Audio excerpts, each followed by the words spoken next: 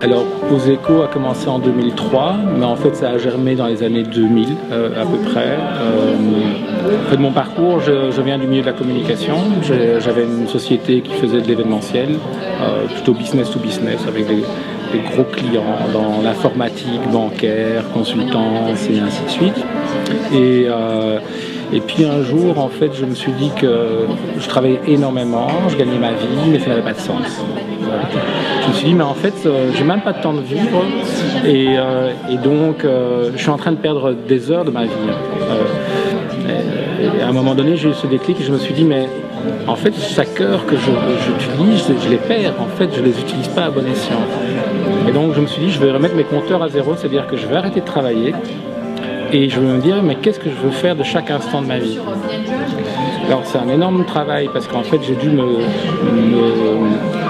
coincer moi-même et me dépolluer. En fait. Donc je me suis obligé, alors que j'avais une charge de travail très importante, de ne pas partir le matin sans prendre un petit café sur une terrasse, lire le journal, jusqu'au moment où j'avais l'impression en fait que le temps s'arrêtait, que je m'étais ouvert au monde, et à ce moment-là seulement je me mettais en route pour aller travailler. Donc en fait je me remettais le temps nécessaire pour vivre ma vie. Et l'étape suivante, ça a été en fait de ne plus aller travailler le vendredi. Donc je me suis dit, maintenant je prends une journée où je ne vais pas travailler et où je décroche tout. Et à cette période-là, j'ai eu la chance de rencontrer une dame qui vivait dans une petite chaumière au bout d'un bois, enfin un truc de fou, qui faisait du piano et qui m'a appris à me décontracter en jouant au piano, c'est-à-dire arriver à ne pas tout faire dans le cérébral, tout dans l'angoisse, dans la maîtrise, et ainsi de suite, et à commencer à me créer des morceaux de musique plutôt déconstruits, de telle manière à ce que, en fait, je pense plus qu'à me lâcher, prendre du temps, et après me promener dans la forêt, etc. Et ces deux éléments-là, en fait, m'ont permis à un moment donné de me dire, ok, il est temps d'arrêter et de remettre mon entreprise et de repartir à zéro. Et donc, ce que j'ai fait. Donc, il m'a fallu quand même 1 an pour oser faire ce pas et pour que ce soit pratiquement possible. Et puis je me suis dit, en fait, je n'ai aucune envie, aucune destination, aucun projet précis, juste en fait de ne pas accepter de nouvelles propositions et me dire en fait sur quoi je vais baser les heures et les jours qui vont suivre. Et à ce moment-là, j'étais rechercher des choses qui étaient de l'ordre de l'enfance, bien sûr, donc la nature, la musique, des choses essentielles. Et donc je suis retourné me promener dans la nature, je suis retourné à des concerts, écouter des gens qui jouaient de la musique, pour me réenchanter. Et pour être très, très privé, très intime, en fait, ça m'a tellement réouvert les sens qu'il m'est arrivé d'avoir quasiment un burn-out, enfin un rebirthing, donc c'est-à-dire vraiment retourner sur des instincts primaires et me retrouver quasiment en enfance par rapport à ces liens avec la nature, avec les gens, les choses. Et j'ai eu même des effets hallucinogènes, en fait, en plein jour, en écoutant de la musique, et ainsi de suite. Donc, en fait, comme quoi, une fois qu'on se remet en fait en lien avec ses vibrations, avec ses sens, avec sa perception, en fait, on peut avoir des effets extraordinaires sans aucun produit alternatif. Voilà. Donc ça, c'est mon premier déclenchement, en fait, qui m'a fait voyager après à New York, au Népal, au Tibet, et ainsi de suite. Il m'a fallu donc 1 année, le temps que je me le permette à petits pas et le temps qu'administrativement je me dis ok, maintenant en fait je passe la main aussi parce que je ne voulais pas partir comme ça en claquant la porte, en disparaissant dans la nature, je voulais faire les choses proprement. Donc c'était ce temps-là qui était nécessaire. Il y a eu un trou entre le moment où tu as arrêté de bosser et le moment où tu as recommencé une activité. Ah oui, parce que comme le but c'était de rien faire, en fait j'ai dû même refuser des suggestions de projets, de collaboration, n'importe quoi, en me disant que non, je voulais vivre le temps présent. Donc j'ai voyagé pendant plusieurs mois, donc je disais à New York pendant un bon mois, au Népal et au Tibet pendant 2 mois, pour vivre les choses, le temps, voilà. Et c'est seulement après une grosse année où je me suis dit tiens, j'aimerais bien quand même me réinvestir dans quelque chose, mais avec aucune idée préconçue. Et là, je me suis dit, mais quel est le combat alors? Quel est le combat, la chose que j'aurais envie de mener? Sur quoi je vais m'appuyer? Il y avait deux éléments en fait qui me frappaient. C'est que les gens sont de plus en plus perdus dans la société, et il faut remettre ça dans son contexte. On était en 2000, à peu près 2001, alors que je pense que c'est pas mieux aujourd'hui, mais donc perdus parce que tous les repères en fait sont en train de devenir instables, que ce soit l'économie, que ce soit ce que les médias nous transmettent, que ce soit la politique, que ce soit même en fait le lien social, puisqu'on est finalement nomades, on reste rarement toujours dans un même appartement, une même maison, et donc on perd une partie de ce lien et ainsi de suite. Donc le travail qui est instable et ainsi de suite. Donc je me dis en fait quel grand mal-être qu'on doit avoir, parce qu'on ne sait pas changer la politique du monde en une fois, on ne sait pas changer l'économie en une fois, donc on doit subir en fait toutes ces instabilités. Donc sur quoi l'homme peut-il s'appuyer, l'individu peut s'appuyer pour ne pas être en panique en permanence, parce que tout ce qu'il voit autour de lui est instable. Donc ça c'était mon premier questionnement. Et le deuxième, c'est en fait l'économie, c'est un système qui est tellement énorme en termes d'impact. Comment faire pour que en fait, elle soit productive plutôt que destructive en fait. Donc, puisque c'est une technique, une mécanique, comment l'amener à ce qu'elle soit positive.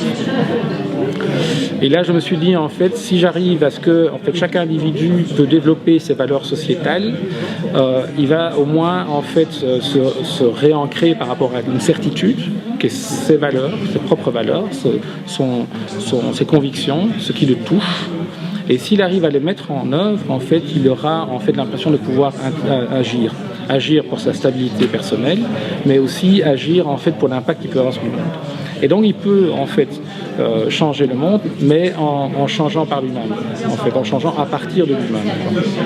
Et je l'ai associé à l'autre constat donc, sur l'économie, en me disant plus un être humain peut avoir des actes d'économie positive, donc des actes en fait, de consommation, de travail, de développement d'activités économiques ou même d'activités non marchandes, en fait, plus il va contribuer à une meilleure économie qui va générer des effets de plus en plus positifs. Donc c'est assez simple en fait.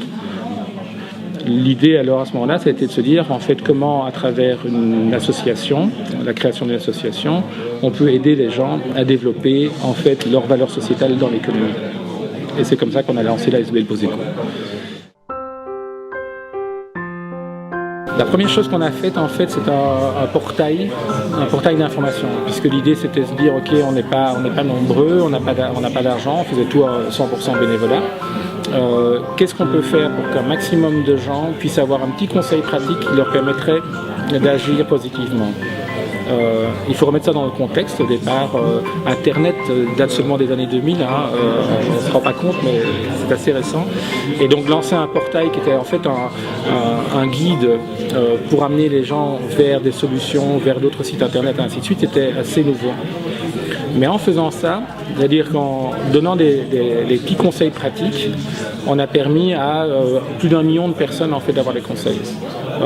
À raison de 800 consultations par jour à la période de croissance.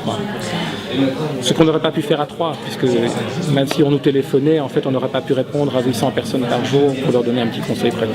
Donc, voilà. Et donc tout le but dans l'association, c'est toujours de trouver des systèmes démultiplicateurs. Donc le moins possible de dépenses, le moins possible de perte d'énergie et un impact qui puisse être exponentiel. La deuxième chose qu'on a faite, alors, c'est un prix pour les meilleures mémoires d'étudiants, qui est le Student Positive Award. L'idée c'était quoi? C'était en fait d'insuffler une dynamique dans les écoles à travers le mémoire. Donc une stratégie bottom-up. Changer l'enseignement par le haut, on savait que c'était pas possible, ça allait prendre beaucoup trop de temps. Par contre, augmenter le nombre de mémoires qui se font sur des thématiques d'économie positive, dans la qualité et dans la quantité, oblige le corps enseignant à pouvoir suivre ces mémoires. et donc de se mettre à niveau.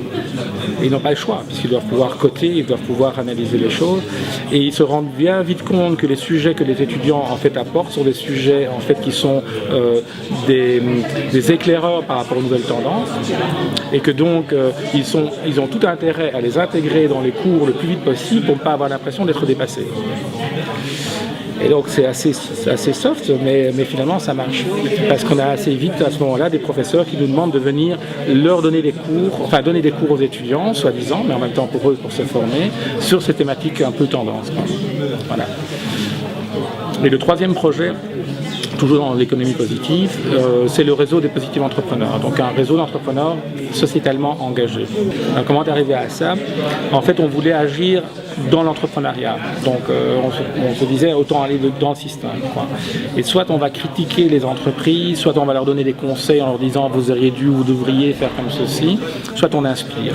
Et on montre des exemples pour dire en fait c'est pas une théorie, il y a des gens qui le font et des gens qui réussissent en alliant leurs convictions sociétales dans leur core business, dans leur activité principale.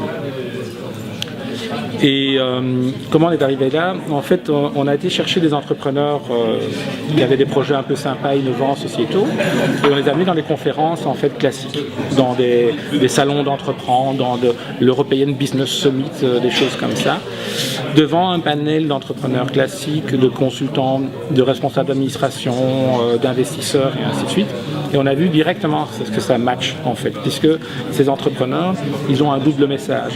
Ils ont un message de manager, efficacité, croissance, développement, nombre d'emplois, niche de marché, enfin tout ça. Donc ils savent parler le même langage que tous les autres entrepreneurs qui sont dans la scène, mais ils donnent après un deuxième message, le message plutôt en fait du feeling, de l'instinct, de l'émotion, qui sont pourquoi ils l'ont fait, pour quelles valeurs sociétales ils veulent se battre, comment ils l'ont intégré dans le projet final, dans le core business, dans le produit, dans le service, en quoi ça leur rapporte en termes de satisfaction personnelle, d'épanouissement, en quoi ça attire des talents qui veulent travailler avec eux, et enfin en quoi ça a de l'impact sur la société. Et c'est inévitable, ça match, parce qu'il n'y a personne qui ne peut pas être sensible à ce double message. Et donc on a eu dans le public qui était présent à ces conférences des gens qui sont venus nous témoigner en fait qu'ils ont changé de secteur d'activité suite à ce genre de témoignage. On s'est dit waouh, en fait c'est puissant. Et donc on s'est dit ok, mais ces entrepreneurs ils sont de quelle forme, ils sont à combien et ainsi de suite en Belgique.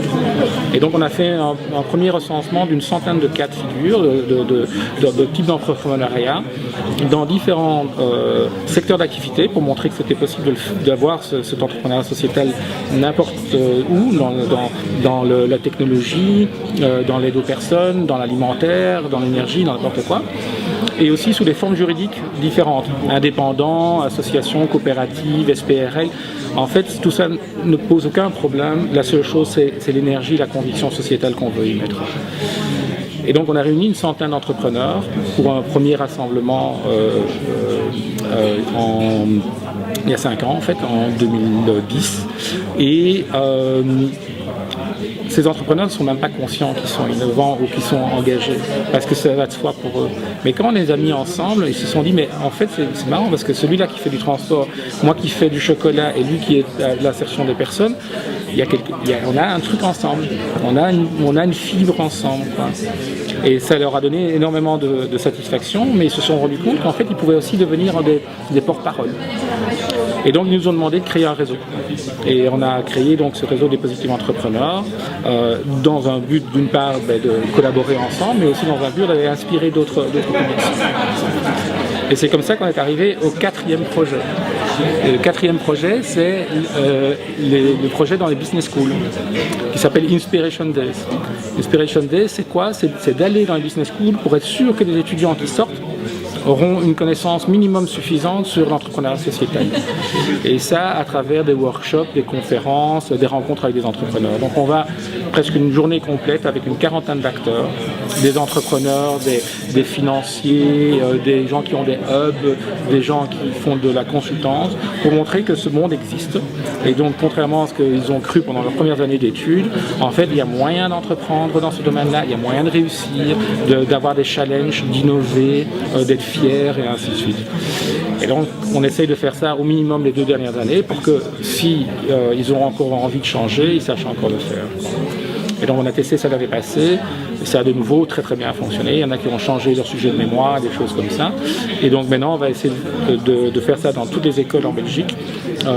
Et mon défi c'est qu'en 2020, en fait on puisse dire que l'entrepreneuriat sociétal est totalement intégré dans les cours, dans toutes les business schools. Ça c'est l'objectif qu'on se donne dans les 5 ans à venir.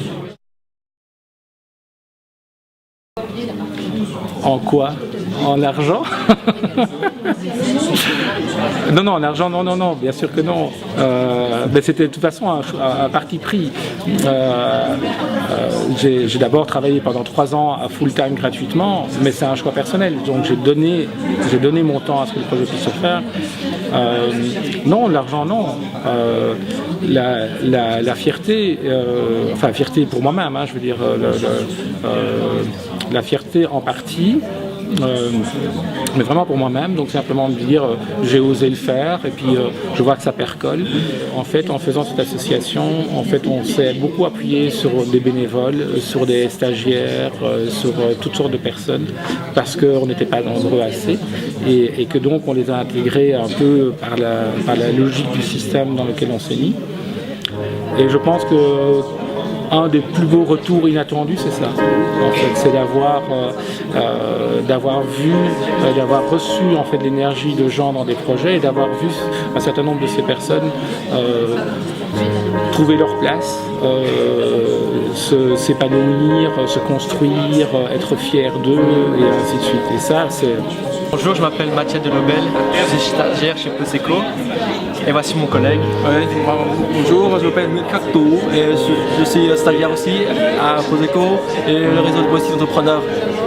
C'est un bonheur parce que être en fait au premier rang de l'épanouissement de quelqu'un et de voir cette personne en fait faire ses premiers pas vraiment en tant qu'homme ou femme. Et donc on a organisé ensemble le Speed Coaching Financement du 9 décembre. Et les deux stagiaires qui ont fait ça, ils ont tout fait, hein, tout fait. Le but c'est de ramener le plus d'entrepreneurs sociétaux et les faire rencontrer des experts du financement. Ils ont toute la communication, le démarchage téléphonique avec les experts. Experts aussi pour le convaincre d'aller à notre coaching financement. Tout. Donc moi je les ai juste rassurés. On est un peu livré à nous-mêmes, on n'a pas vraiment de repères. En fait, et donner la méthode de travail pour qu'ils avancent bien et qu'ils soient rassurés, mais ils ont tout fait. Thierry est là pour parfois nous aider, donc on est vraiment très autonome et au final c'est intéressant, on apprend beaucoup. Donc demain ils peuvent dire qu'ils savent organiser une conférence et qu'ils savent faire venir des gens. Contacter les gens, de mettre en relation avec eux aussi. C'est génial.